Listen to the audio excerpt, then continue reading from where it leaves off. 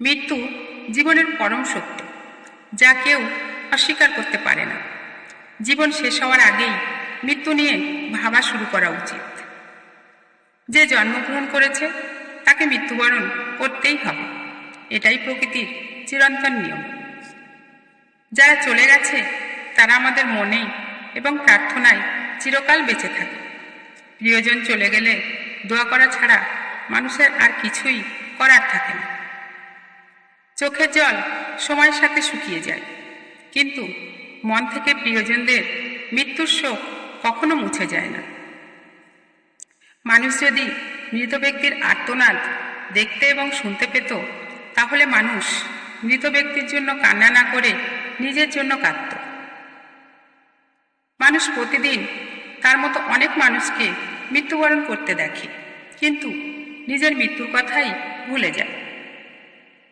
যারা মৃত্যুকে অধিক স্মরণ করে এবং মৃত্যু পরবর্তী জীবনের জন্য উত্তম রূপে প্রস্তুতি গ্রহণ করে, তারাই সর্বাধিক বুদ্ধিমান। মৃত্যু কি সহজ, কি নিঃশব্দে আসে, অথচ মানুষ চিরকালই জীবন নিয়ে গর্ব করে যায়। কিছু মানুষের বেঁচে থাকতে হয় যন্ত্রণা সইবার জন্য, আর মৃত্যুও তাদের থেকে দূরে থাকে যন্ত্রণা সইবার সময় দেওয়ার জন্য।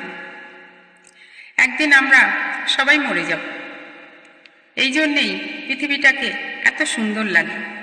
যদি আমরা জানতাম মৃত্যু নেই, তাহলে পৃথিবীটা কখনোই এত সুন্দর লাগতো না। জীবনকে যেমন স্বাভাবিক মনে হয়, মৃত্যুকেও তেমনই স্বাভাবিক বলে মেনে নিতে হয়। মৃত্যুর পরেও কিছু মানুষ বেঁচে থাকে তার কর্মের মাধ্যমে। যদি জীবনকে ভালোবাসো, তবে মৃত্যুকে ভয় পেও না, কারণ এটা জীবনের অংশ। যে যেখানেই থাক না কেন, মৃত্যু কিন্তু সবাইকে পাকড়াও করবে, আজ না হয় কাল। যদি সুদীর্ঘ দুর্গের ভেতরেও অবস্থান হয়, তবুও ছাড় পাওয়া যায় না। আমাদের কিছুই ছিল না, অথচ প্রতিদিনই আমরা কিছু না কিছু হারাই, আবার নতুন কিছু হারানোর ভয়ে থাকি। আমাদের জন্ম হয়েছে খালি হাতে, মৃত্যু হবে খালি হাতে, অথচ চলে যাওয়ার সময় অনেক না পাওয়ার আক্ষেপ থেকে যায়। ঈশ্বর সকলকে জীবন দান করেছেন, তিনিই মৃত্যু ঘটাবেন, আবার তিনিই পুনরুত্থিত করবেন। তারপরেও কিছু মানুষ অতি অকৃতজ্ঞ। মৃত মানুষের জন্য আমরা কেউ অপেক্ষা করি না, সমস্ত অপেক্ষা জীবিতদের জন্য। মৃত্যু হচ্ছে একটা শাশ্বত ব্যাপার, একে অস্বীকার করার কোনো উপায় নেই।